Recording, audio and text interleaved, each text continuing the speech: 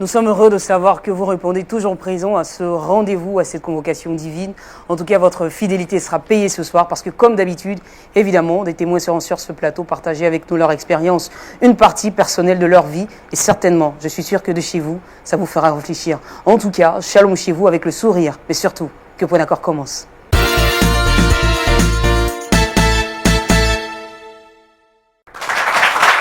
Merci beaucoup.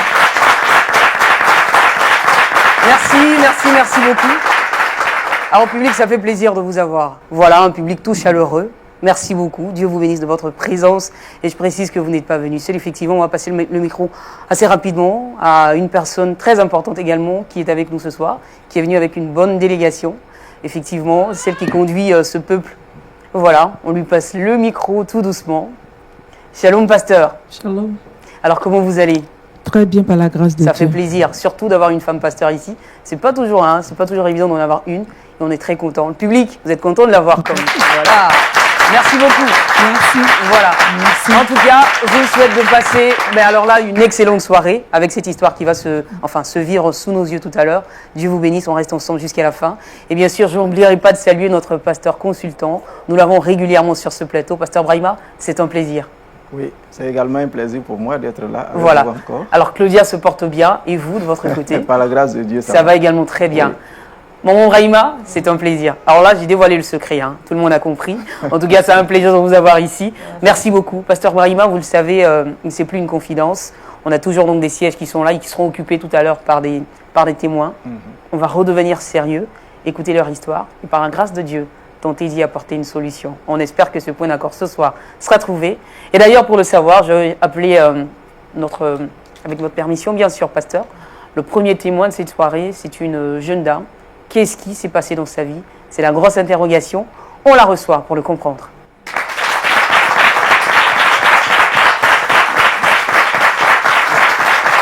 Allez, asseyez-vous là.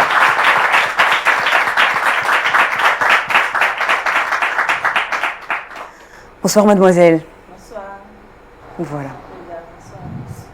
Merci d'avoir accepté l'invitation sur le plateau.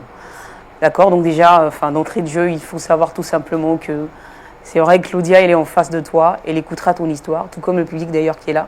Et certainement, ces milliers de personnes qui, chez elle, au salon, voilà, au travail en tout cas, te suivent aussi aujourd'hui. Sache que tu ne seras absolument pas jugé, on ne portera pas un regard de jugement sur toi. Tu partageras ton histoire avec nous. Et certainement, ça aidera d'autres personnes, peut-être à ne pas faire les mêmes erreurs. D'accord. Alors avant de commencer, je te présente assez rapidement. Tu t'appelles Peggy, n'est-ce pas? Oui.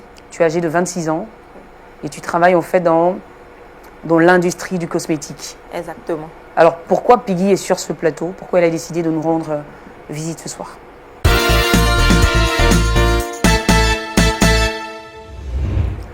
Bon. Je suis sur ce plateau ce soir pour faire un aveu à une amie. D'accord. Voilà. Je suis venue lui dire ce soir que je vais me marier bientôt avec l'homme qu'elle aime. Avec l'homme que vous aimez, lui dire? Non. D'accord. Vous avez bien entendu, avec l'homme qu'elle aime.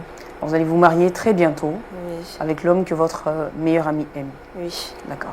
Avant de savoir pourquoi pourquoi vous avez décidé de vous unir en fait avec l'homme que votre meilleur ami aime. Au fait, je ne l'ai pas fait sciemment. Je n'ai pas fait ça pour lui faire du mal personnellement.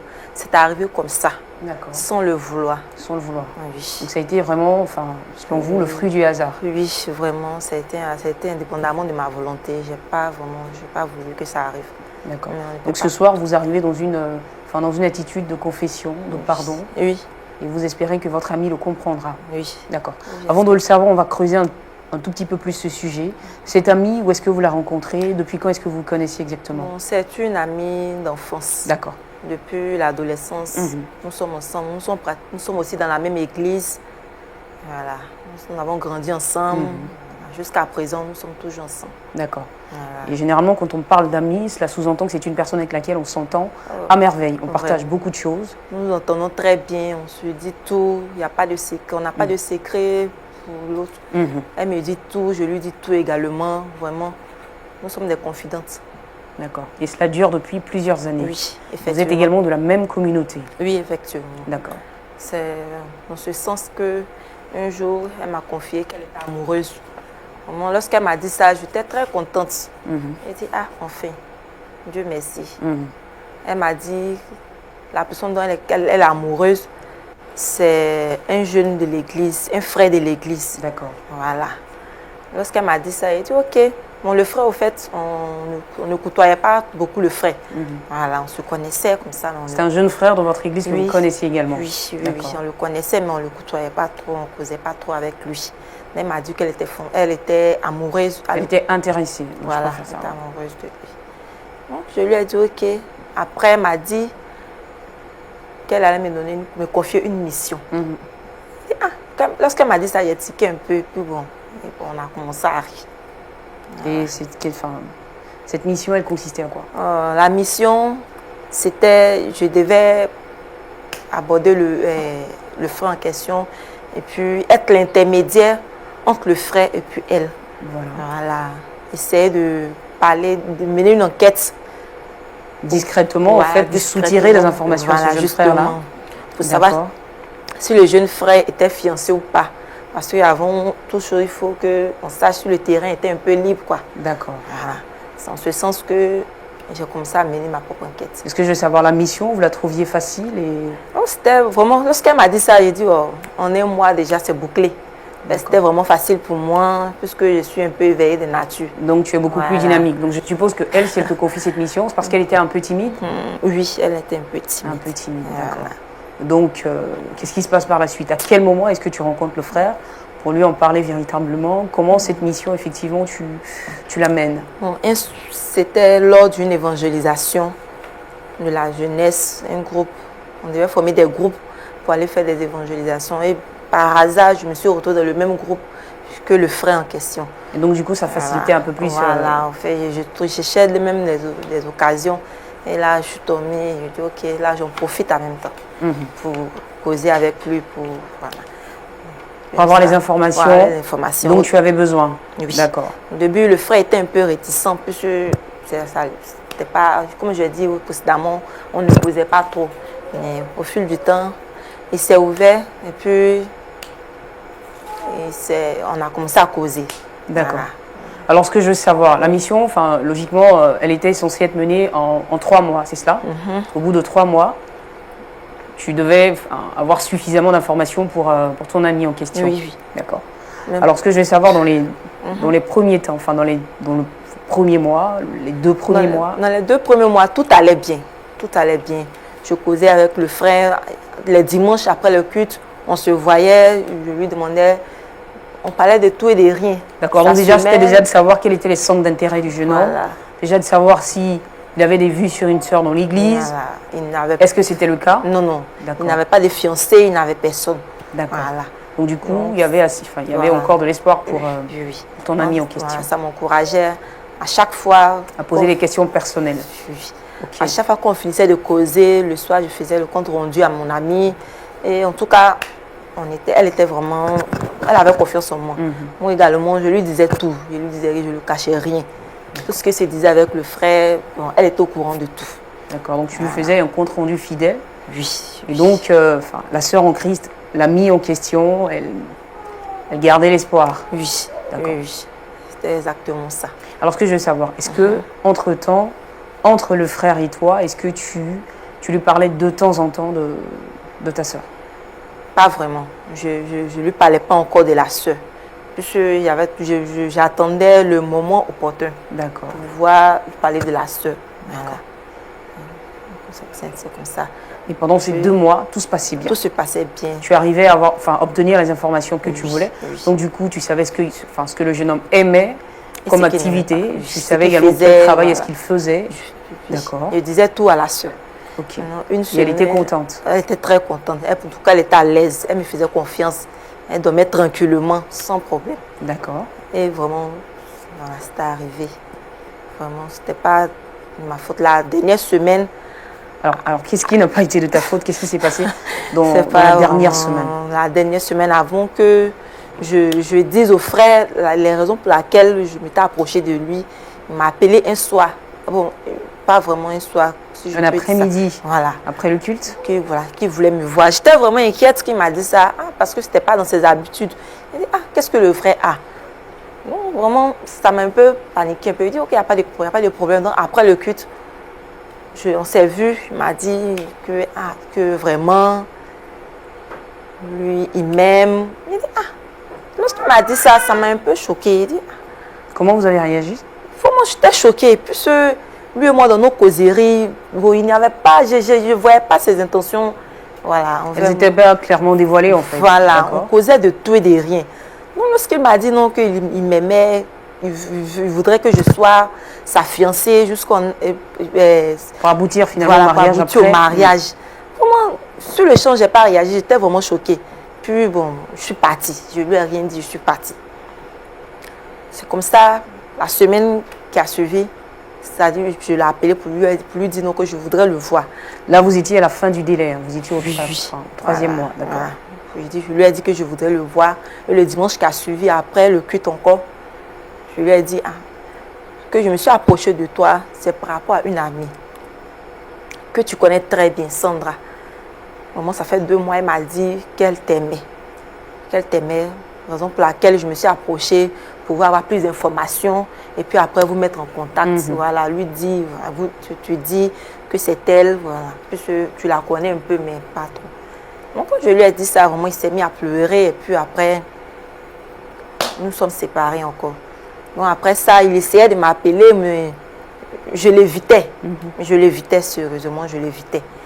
En temps, mon ami me demandait c'est comment, mais bon, je n'arrivais plus à lui dire voilà la suite parce que vraiment, je ne sais pas comment. Tu te sentais coupable. En fait. Voilà. Parce que j'étais triste pour elle. Sincèrement, elle aimait le frère, elle aimait. À chaque fois, elle parlait du bien de lui. Donc, ça m'a fait un peu mal. Alors, justement, Peggy, puisque tu parles d'amour là, à ce moment-là, ta sœur te l'avait déjà confié depuis longtemps qu'elle avait, qu'elle ressentait quelque chose pour ce jeune frère. Mais toi, au bout de ces 2 ou 3 mois, est-ce que quelque chose dans ton cœur avait changé finalement? Oui. Est-ce que ton regard sur ce frère aussi, à certains moments, a changé? C'est l'empathie, c'est vraiment, c'est le côté là qui m'attriste beaucoup et qui me peine, vraiment.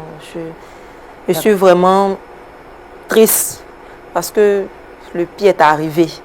Le pire est arrivé. Ce qui n'était pas prévu au départ. Voilà, ce n'était pas du tout prévu devant Dieu. Vraiment, ce n'était pas prévu. D'accord. Je n'avais pas prévu cela. Mais à force de se côtoyer, vraiment, par la force des choses, j'ai commencé à ressentir des choses pour le frère que moi-même je refusais d'accepter.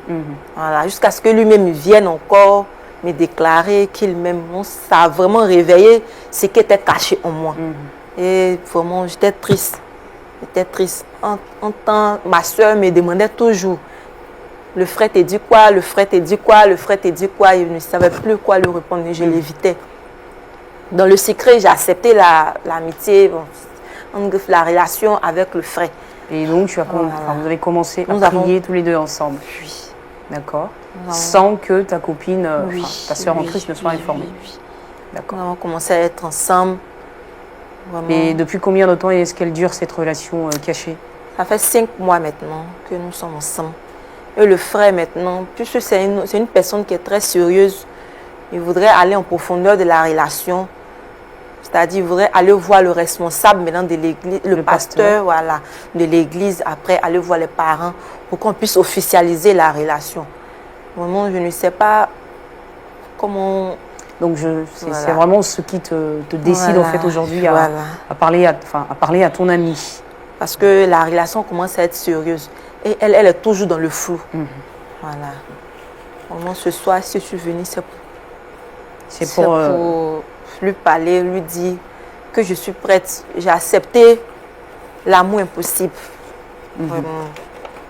Que le frère m'a lui proposé. Dire en fait toute la vérité. Lui dire la vérité. Que finalement, ce qu'elle attendait de vous lorsqu'elle vous confiait cette mission-là, c'est le contraire en fait qui s'est produit. C'est qu'elle serait très déçue, vraiment. Je suis déçue de moi-même. Mais ça a été... Et connaissant votre amie, vous pensez qu'elle réagira comment?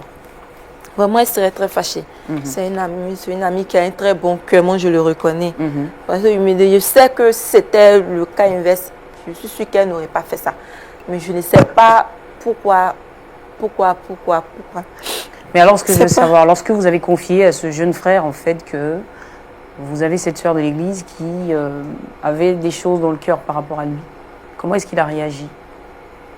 Il m'a dit ouvertement qu'il n'était pas amoureuse d'elle. Que c'est moi qui l'aimais. D'accord.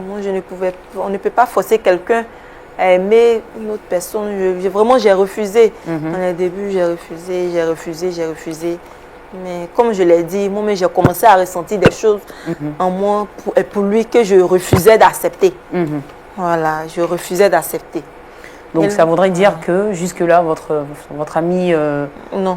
Sandra ne sait toujours pas, en fait, que vous êtes liés avec ce monsieur dans une relation qui va s'officialiser très bientôt. Oui, elle ne sait pas encore. Elle pense que vous êtes toujours en mission et que vous faites toujours son affaire. Oui, elle me pose des questions. Je sais souvent de tourner avec elle, de l'amener en bateau, mais je suis plus tranquille. Je n'ai plus la paix du cœur parce que là, ça devient sérieux. Nous sommes à l'église. Au moment devant Dieu, ce n'est pas bon. Voilà. Donc, ce soir, vous allez clarifier en fait vraiment tout avec elle. Oui. On est aussi impatient de savoir comment cette amie, cette sœur en Christ, effectivement, réagira quand vous lui apprendrez cette nouvelle. Et d'ailleurs, je vous propose de la recevoir tout de suite, cette amie. La production va la faire entrer sous vos applaudissements, messieurs.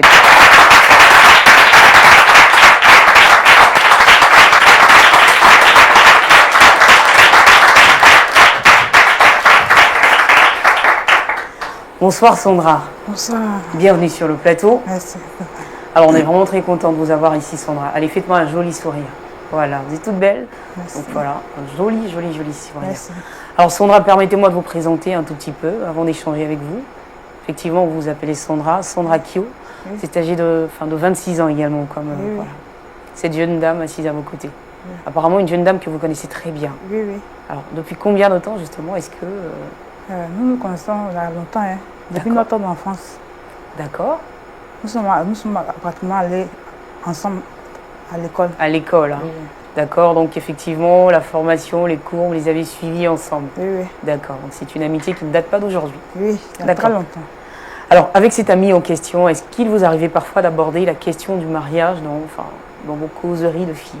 Oui, on abordait souvent les causeries des mariages, comme toute fille célibataire. D'accord. Et donc, qu'est-ce que vous disiez justement, juste pour savoir un tout petit peu, de quoi est-ce que vous parliez Peggy et moi, souvent on abordait les sujets de l'homme idéal. Et selon vous, cet homme idéal, comment est-ce qu'il devait se présenter à vous?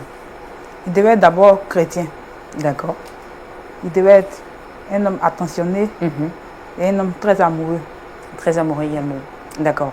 Alors je rappelle que vous êtes encore toutes les deux célibataires. Oui. Quand est-ce que vous envisagez vous marier? Le mariage, c'est Dieu qui décide. Qui décide. Hein. Donc si j'ai eu mon âme, c'est tout à l'heure. Mais sinon, pour l'instant, vous attendez sereinement que le temps de Dieu sonne, qu'effectivement, que cet amoureux ou ce prince charmant frappe à votre porte. Oui. D'accord. En tout cas, Sandra, je le rappelle, finalement, je me perds un tout petit peu. Sandra, c'est laquelle d'entre vous? Sandra, c'est elle? C'est moi, Sandra. C'est vous, Sandra, elle, c'est Peggy, attention. Voilà. Alors, Sandra, votre amie, vous a convoqué ici clairement pour vous dire quelque chose. Très important. Donc, moi, je vais la laisser parler. Et puis...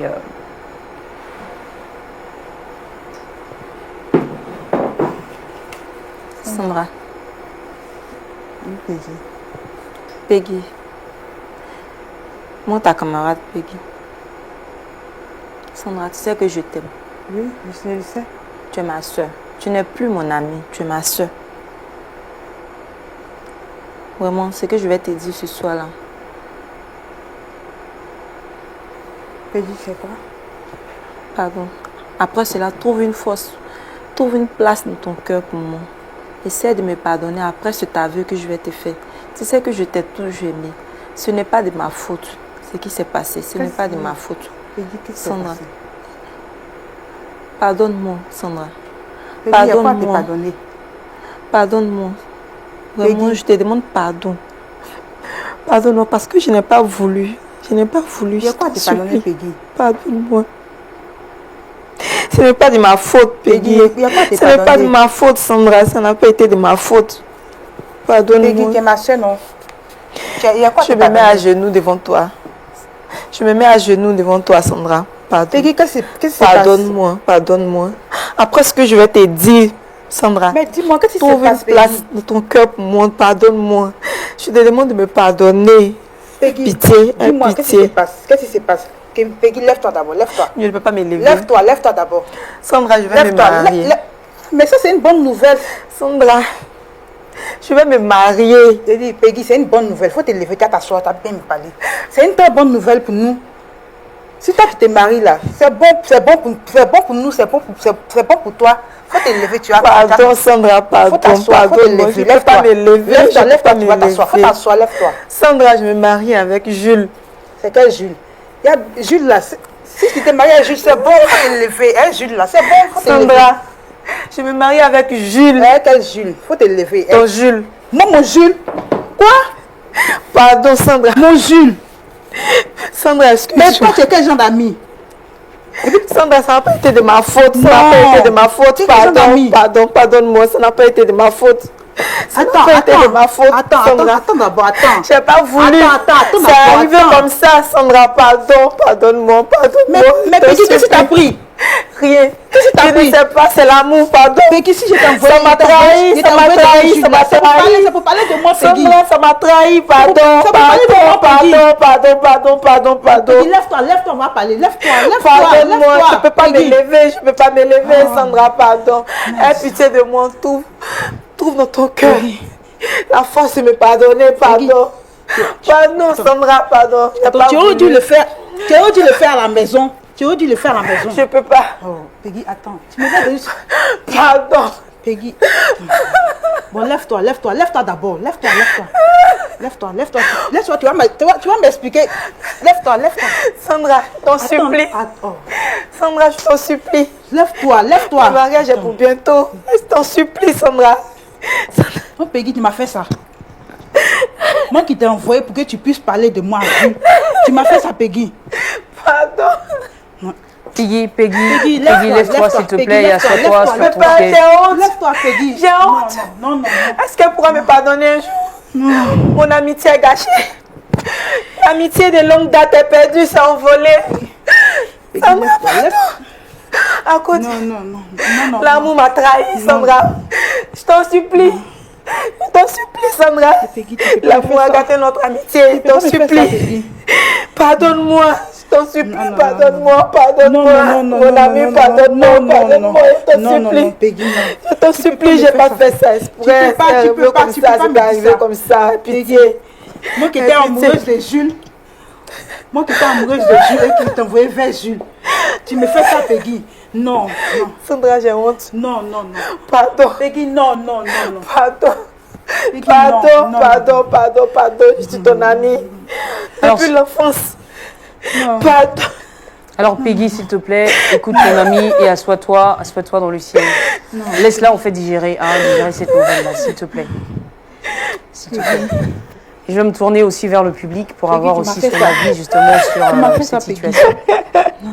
Dans le public, une personne souhaite intervenir, donner son avis par rapport à la scène. Est-ce que quelqu'un souhaite parler, dire quelque chose à Sandra qui visiblement là est effondrée. C'est pas possible. Shalom, cher frère. Non, c'est pas possible. Bonsoir. Oui, comment ça va? Dieu merci. D'accord. En fait, moi, je me prénomme Blé Olivier. Vraiment, il faut dire, cette histoire vraiment était émouvante. Et entendre vraiment la soeur, c'est vraiment très décevant. Très décevant parce que dans son intervention, elle dit que c'est une amie de longue date, voire même depuis l'enfance. En sous-entendant qu'elles sont des sœurs. Voilà. Et jusqu'à grandir et aller jusqu'à même dans une même église, ce qui veut dire que, étant là-bas, il y a des enseignements qui leur sont donnés. Et là, Pas module. La sœur qui a sa sœur, qui l'envoie pour aller donner son, je pourrais dire son avis par rapport à notre homme. Et la sœur, sachant cela, elle se laisse vraiment séduire. Pourtant, elle le savait vraiment. Je dis que c'est vraiment très décevant. Très, très décevant. Elle ne devait pas vraiment le faire. Elle devait vraiment réfléchir d'abord. Réfléchir. C'est vrai qu'elle est allée pour une mission. La mission a duré soit 2, 3 mois.